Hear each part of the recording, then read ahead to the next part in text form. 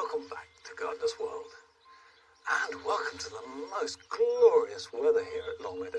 We've all shared the warmest February since records began.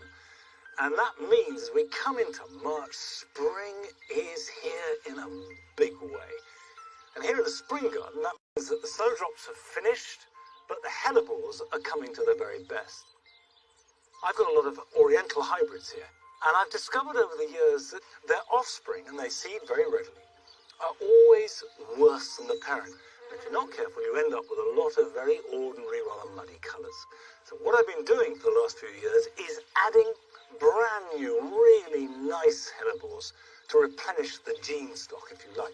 Now this one is Harvington white speckled. You can see the outside as it hangs down is white and fairly plain, but lift it up and you have the most glorious speckled plum colours. That, of course, to attract the bumblebees in to pollinate them.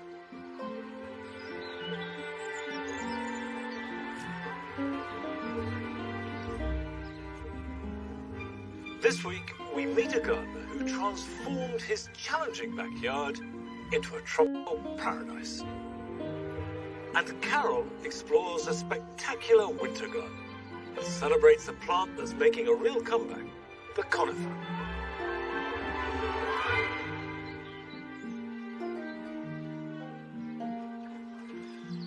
Let's go. Come on, Nige.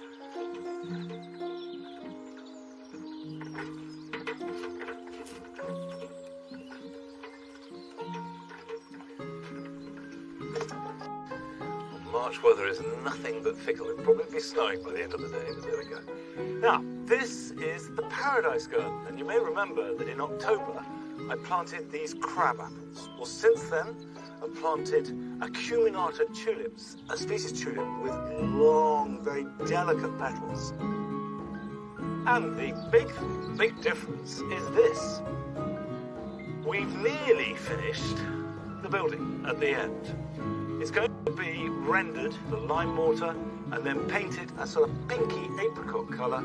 And the whole point is to have this symmetry and formality and structure, and yet be a place that is fragrant and somewhere filled with delight. So the next phase in the planting is to add fragrance and colour via roses. I'm going to put some of it is a damask rose called Madame Hardy. Now I'm keeping these in these old bags because these are bare root roses, and it is really important with bare root roses to not let them dry out. So I've got a bucket of water over here, so while I'm talking I'm just going to pop that straight in the water. The reason why I'm using bare root roses rather than ones already in a pot is because they have a much wider range available. They tend to be cheaper, and also I've found that they're very often healthy, good, strong roses. But if you're going to buy bare root roses, you need to do it now. The bare root season ends in the middle of March. Thereafter, you can buy roses in containers, of course.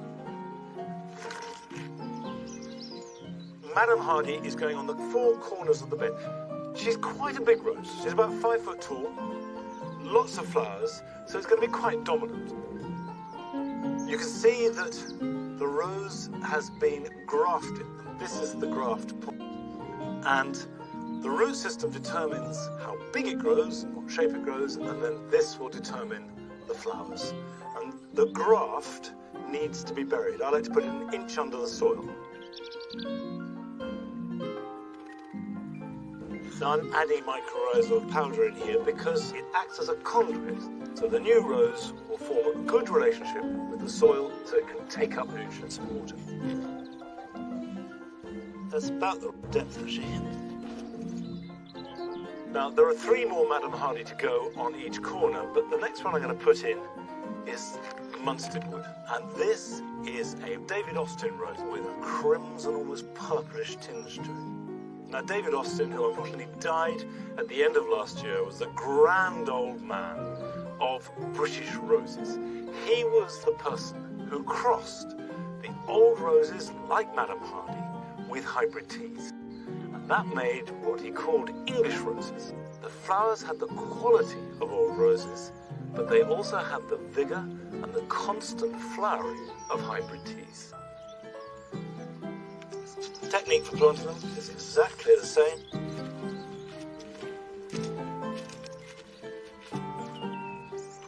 You'll notice that I didn't add any compost to the planting hole. And that's because I want the roots to go sideways. I want them to go looking for nutrition. And finally, even if you don't have anywhere to plant roses outside, they grow very successfully in pots, but you do need to choose the right rose. And I've got one here which I love. It's called Pompon de Bourgogne, and it's got love. And that will just have a little soak while I prepare the pot. This is terracotta. I put crocks at the bottom, and I've mixed up a good potting mixture here. I've added extra grit, I've added some garden compost, and also a shovelful of garden soil. And that will add bacteria and fungi to the mix and just keep the whole thing healthy. Now to put this in here, the same rules apply. We want to get it nice and deep. Now just to make sure that compost gets in amongst all the roots, what I'm going to do is just wiggle it about a bit, because what you don't want are air pockets of any kind. So we'll just work that down in and then top it up.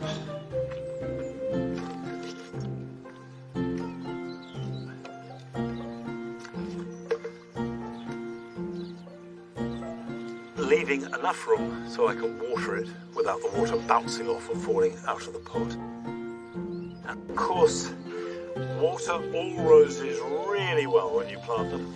And if it's in a container, you're going to have to give it a good soak once a week, certainly in the growing season.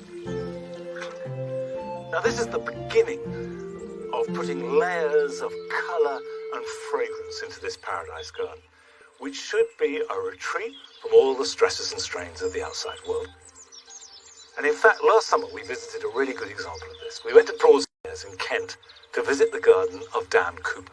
And when he went there for the first time, it was a very unprepossessing small backyard. But he has transformed it into something magical. I'm known as the frustrated gardener, and that's because I'm obsessed with plants, but I have only a very small space to grow them in. I love being surrounded by plants. I get completely lost in it sometimes and forget everything else that's going on outside. So I've got two small courtyards. The jungle garden measures 20 foot by 30 foot, and the gin and tonic garden is even smaller. It measures just 20 foot by 20 foot. When I came, there was an air raid shelter, 2 outdoor toilets, and some crazy paving, and that was all.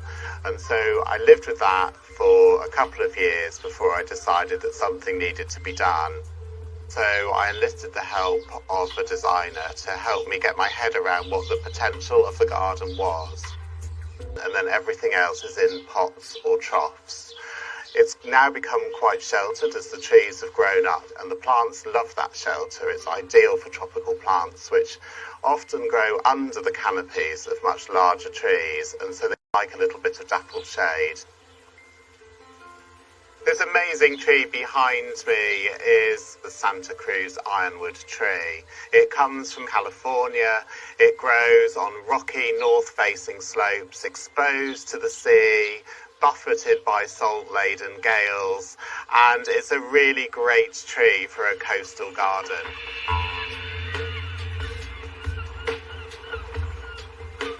One of the stars of the show is Canna musifolia, which is a canna that believes it's a banana. It has huge green leaves with a flush of red, and it shoots up 10, maybe 12 feet in a season.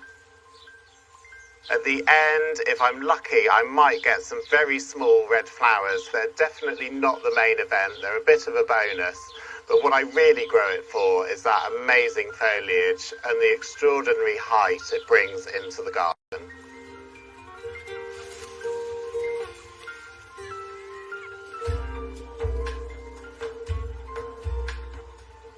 Sometimes plants just work really perfectly together, and I love this dahlia. It's called Nicholas. It's got fantastic flashes of red right there in the middle, and they flame out into yellow and then blend into this beautiful peach on the outside. And I think it's a really exquisite combination of colours, and it picks up this hedychium, which is called Stephen, and it's got these lovely spikes of flowers with beautiful coloured stamens.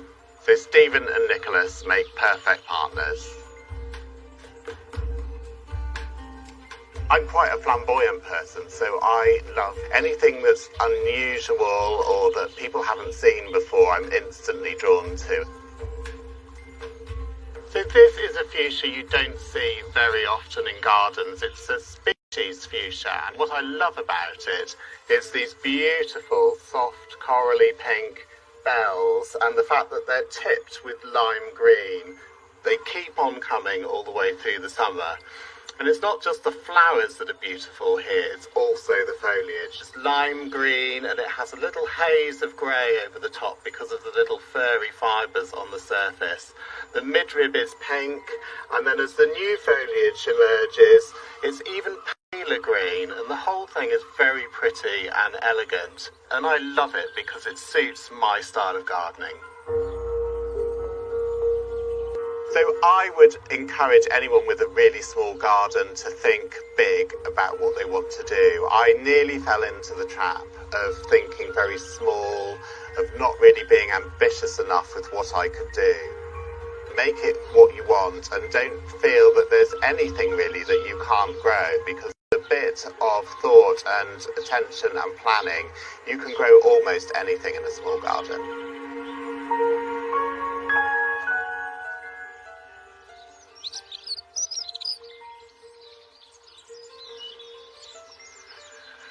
I do so agree with that sentiment, that just because you have limited space, it doesn't mean to say you need to limit your ideas or even the size of your plants. Big plants look really good in a small space.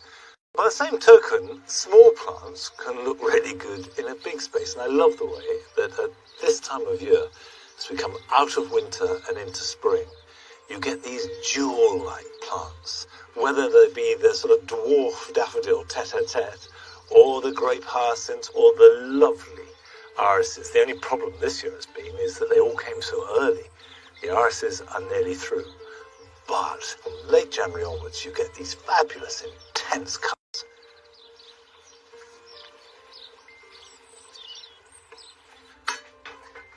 Now, one of the things that is really important this time of year is to get on with sowing seed. And by the way, I'm still using plastic seed trays because although I'm just as keen to reduce the plastic that we have here at Longmeadow, the starting point is always to look after the plastic you've got. Wash it, keep it, almost treasure it, so that you don't have to buy new to replace it. Now today, what I want to sow are 2 seeds that are for summer and one which is a real fast turnaround crop. I'm going to start with some chilies. An early jalapeno is a good chili, spicy but not too hot. So a peat-free compost. Now if we just put some in there like that, level it out, and then space the seeds out freely. Chilies are one of those seeds that you do need to get on with. They're quite slow to get going, so the earlier you sow them, the more chance you have of getting a decent harvest towards the end of summer. So what I do now is just to press that down. By pressing it down like that, I'm getting good contact with the seed and the soil, and then I'm going to lightly cover it, and it's as easy as that. Label it, and then a good idea to put the date on it.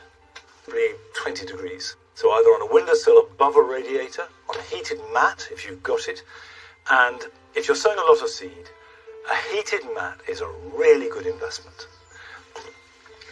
Right, next we're going to sow some tomatoes. I've got black cherry, which as the name suggests, is a dark colour and a cherry tomato. Now tomatoes take about 2 months to get to the point before you can plant them out. You don't want to put them out into the garden until the nights warm up. If you've got a greenhouse, of course, you can put them in there as soon as the plants are ready. These will grow quicker than chilies and will be ready to prick out in about 3 weeks' time. Again, I'll just make contact so the seeds are really touching the compost.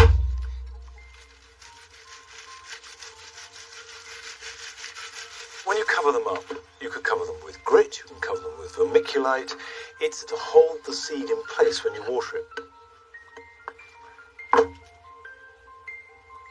Now those are two long-term plants, tomatoes for summer and chilies that could go on till next Christmas.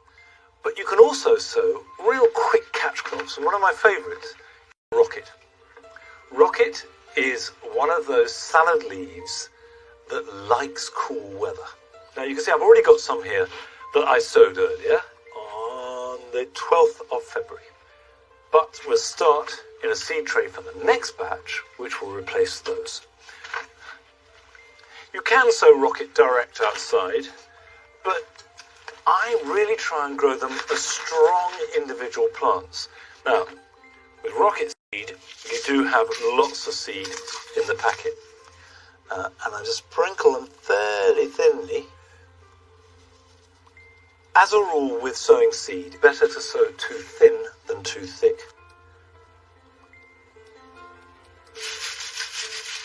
Like that.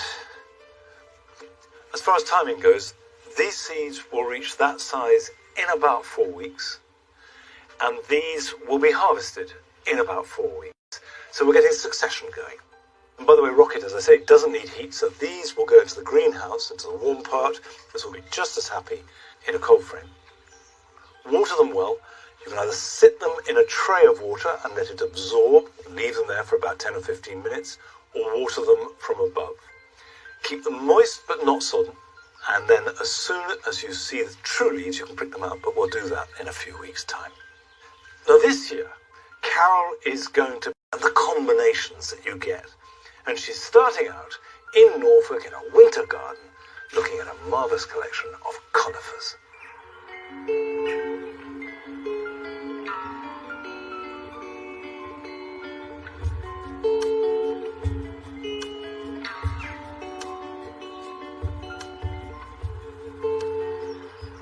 For some of us, our gardens can be very uninspiring in the winter. There's no colour about, everything's dull and drab. But here at Bressingham Gardens, that picture is completely reversed. The whole place is a sparkle with colour, wonderful shapes and forms, and the plants that create this picture more than any others are the conifers.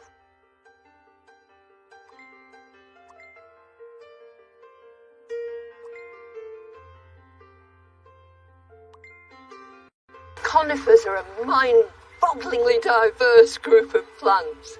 They can be all sorts of shapes, sizes, textures and colours, and conifers go beautifully with other plants, especially at this time of year.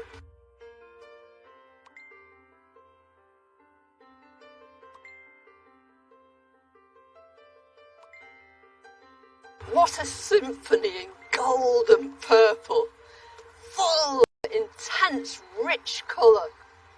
This witch hazel, the hamamelis, is lit in the winter with these golden spidery flowers, and how beautifully that colour's taken up here by this conifer. This is a golden form of the incense cedar. It's got these beautifully flattened fronds, and that's emphasised by nipping back growing shoots to keep it nice and dense. And that's not the only bit that's pruned either.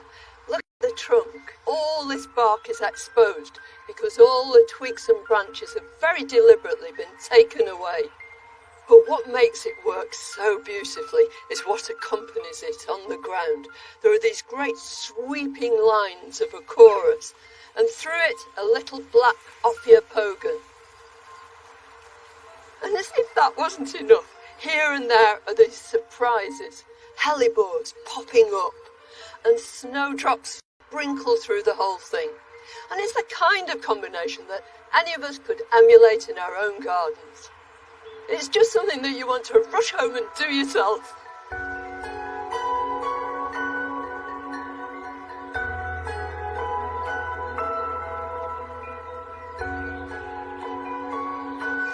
One of the delights of this garden is coming special conifers here and there. This is a Japanese black pine. So this time of year, it's got an extra special feature, and that is these new emerging buds, which are just like silver candles, and they pick up the white bark of the betula in the background. All the way through this bed, there's a very distinctive colour theme, but it's not kaleidoscopic, it's limited. So you've got the green of the conifer and the ivy at its feet. And then you've got these red stems of the Cornus alba sibiricus. And that's reflected at ground level by these big solid leaves of the begonia. All you need is a few simple elements. But think most of all about what conifer is going to be your centrepiece.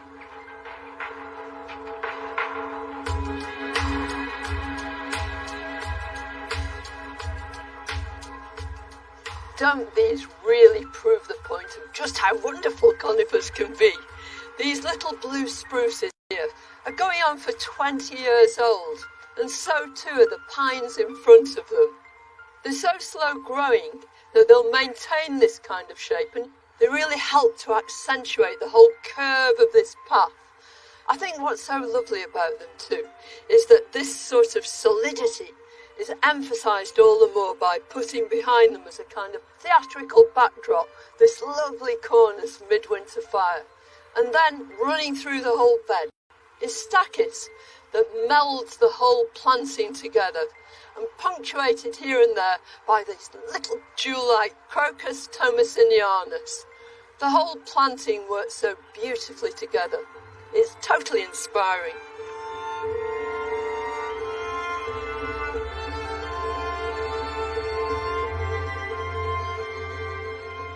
Left to its own devices, this blue atlas cedar would just scramble across the ground. But here it's been trained beautifully to create these arches and to make the most of this lovely cascading habit. Conifers are such wonderfully versatile plants. You can train them, you can use them as single specimens or put them together in a conifer garden. But I think the very best way of using them of all is to put them together with other plants, thus creating a gallery of form, texture, colour.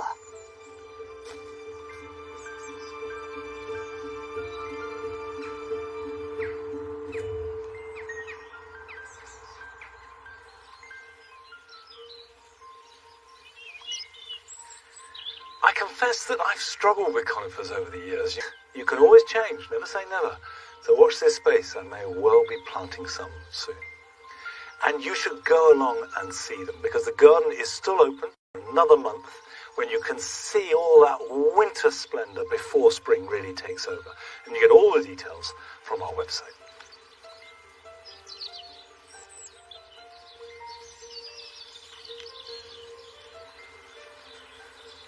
One of the disadvantages of this early spring is that the winter jobs become much more urgent. And one of those winter jobs is pruning of fruit trees, particularly apples and pears. This is a job that normally I'd say should be done by the end of March. I would now say this year you should do it as soon as you possibly can.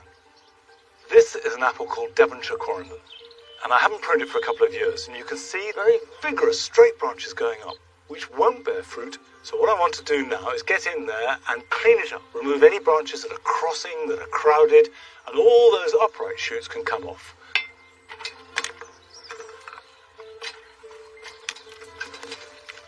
Now what I'm looking to do is declutter it, remove any tangle of branches. And this branch, for example, is too close to the one below it. So I get in there and just cut that back.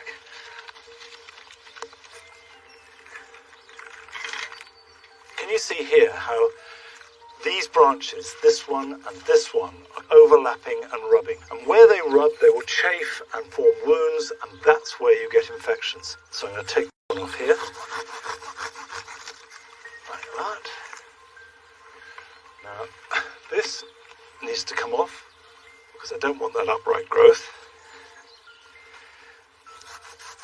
And the point of doing this, always remember, is twofold. One is to let light in, and two, lots of air. Because if you've got plenty of air and light, the apples will ripen better, and also there's much less risk of fungal problems.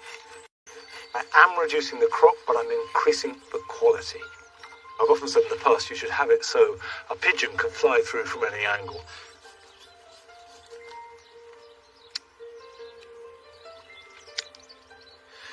The thing that is really essential to remember when you're pruning at this time of year is that winter pruning stimulates strong regrowth. And if you want to permanently reduce it, then you do that in summer. Now this is a job that I like to take my time over. But if you haven't got a fruit tree to prune, don't think you've got away with it, because here are some jobs that everybody can do this weekend.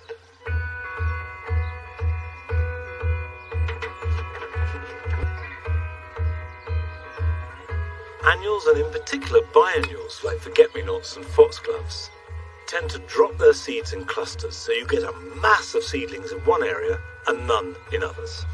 So if you thin out the seedlings you have and transplant them so you get an even spread across your borders, you'll get a really good display without in any way damaging the plants.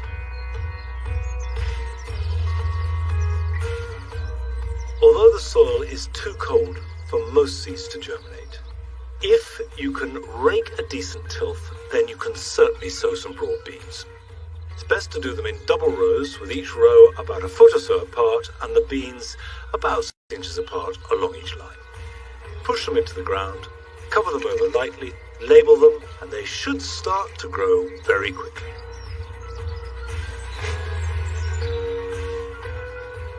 The late flowering clematis, like Clematis viticella, carry all their flowers on new growth.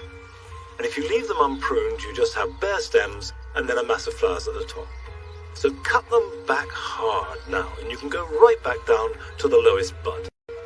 This will mean that the new growth has plenty of light and air, and you'll have flowers all the way up the stem.